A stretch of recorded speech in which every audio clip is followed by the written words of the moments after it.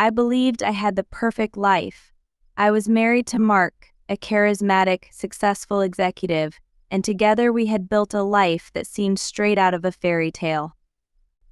Our home in the suburbs was warm and welcoming, often filled with the laughter of friends and the delicious aromas of meals we cooked together. But beneath the veneer of our seemingly perfect marriage, there was a darkness I never saw coming. It all began innocuously enough with a business trip. Mark's job often required him to travel, and I had grown accustomed to his absences, trusting him implicitly. One evening, as he packed for yet another trip to New York, I noticed something different about him. His usual playful demeanor had been replaced with an uncharacteristic coldness. He seemed distant, lost in thought, and barely acknowledged my attempts at conversation. I brushed it off, attributing it to work stress, but a seed of doubt had been planted in my mind. A week passed and Mark returned home. But things were not the same. His kisses were mechanical, his touch devoid of the warmth I once knew. I convinced myself it was just a rough patch, something we could work through. However, a nagging doubt began to gnaw at my heart, growing stronger with each passing day.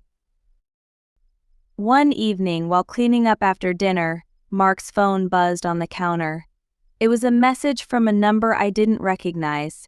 I had never believed in snooping, but curiosity got the better of me. I picked up the phone and read the message. "Can't wait to see you again. Last night was amazing. L." My heart sank. My hands trembled as I read the words over and over, hoping I had misunderstood. But the reality was clear. Mark was having an affair. The realization hit me like a freight train, leaving me breathless and disoriented. That night I lay in bed, unable to sleep, the message replaying in my mind like a broken record. Who was L? How long had this been going on? I needed answers, but I didn't want to confront Mark without more information. I decided to gather as much evidence as possible before making my move. Over the next few days, I became a detective in my own home. I checked Mark's phone whenever I could, piecing together bits of his conversations with L. I will call her Lisa, for this story. She worked with Mark. Their messages were filled with passion and longing, a stark contrast to the coldness I now received. The final straw came when Mark announced another business trip, this time to Los Angeles. I knew he was lying. I had seen the messages he was planning to meet Lisa there. I decided it was time to confront him, but not before gathering more evidence. The day he left, I followed him to the airport, my heart pounding with every step. I watched from a distance as he greeted Lisa with a kiss, his hands roaming her body in a way that used to be reserved for me. They boarded the plane together, oblivious to my presence. I felt a mixture of anger, betrayal, and a strange sense of relief. The truth was out, and now I had to decide what to do with it. I drove home, my mind racing with thoughts of revenge and heartbreak. I spent the next few days formulating a plan. I wasn't going to let Mark get away with this. I wanted him to feel the pain and humiliation he had inflicted on me, but I also needed to be smart about it. I couldn't let my emotions drive me to do something I would regret. When Mark returned from his business trip, I was ready. I greeted him with a forced smile, hiding the storm that was brewing inside me. I knew it was only a matter of time before the facade would crumble and the truth would be revealed. And when it did, Mark would have no idea what hit him. Every evening I continued our routine, but with a new layer of awareness. I meticulously noted his behavior, looking for any signs that might betray his lies. Meanwhile, I installed a few discreet cameras around the house, ensuring I had concrete evidence of his infidelity. One evening, while we were having dinner, I casually mentioned that my friend, whom I will call Claire, was going through a tough time and needed me to house sit while she went on a short vacation. Mark, absorbed in his phone, barely acknowledged my words with a nod. Perfect. The next morning, I packed a small bag and kissed him goodbye, leaving him under the impression I'd be gone for the weekend. In reality, I was only a few miles away, at a cozy little hotel where I set up my command center. I watched the live feed on my laptop, my heart racing with anticipation. As I observed Mark's movements, I saw him going about his day, completely unaware of my surveillance. The day passed uneventfully until the evening when his phone buzzed, and he left the house hurriedly. I felt a surge of adrenaline. This was it. I followed him at a safe distance, careful not to be seen. He drove to a small, upscale restaurant downtown. Through the large windows, I saw him meet Lisa, greeting her with the same warmth and affection he had once shown me. They laughed, touched, and shared an intimacy that made my blood boil.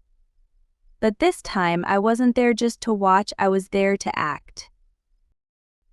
I waited until they left the restaurant, their faces lit with the glow of infidelity and stolen moments. I followed them to a boutique hotel where they disappeared inside. My heart pounded in my chest as I made my way to the front desk, my mind focused on the task at hand. "I'm meeting my husband, Mark. He just checked in," I said with a forced smile. The receptionist glanced at the register and nodded, handing me a spare key without question. The elevator ride to the 4th floor felt like an eternity. I paused outside the door, taking a deep breath to steady myself. The muffled sounds of laughter and conversation seeped through the walls.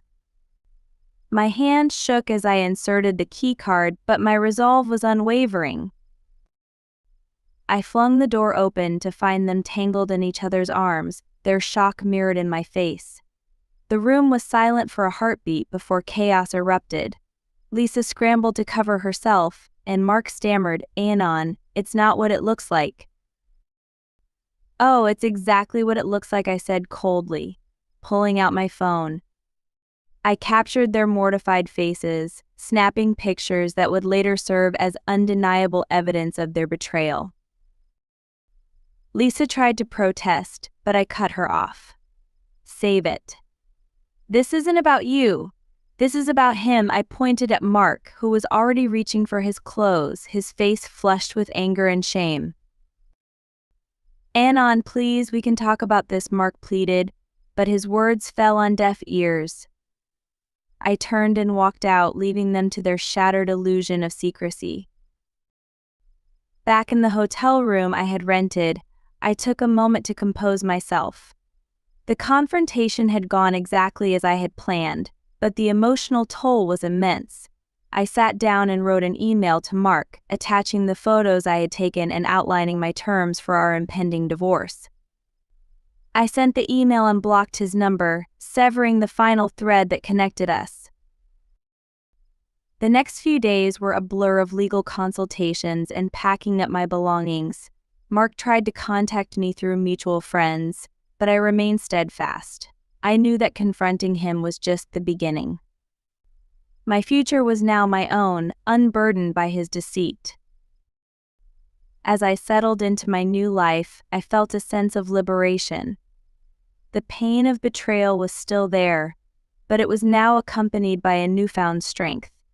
I had faced the darkness head-on and emerged stronger. The scars would remain, but they were a testament to my resilience. Mark would eventually sign the divorce papers, our marriage reduced to a painful memory.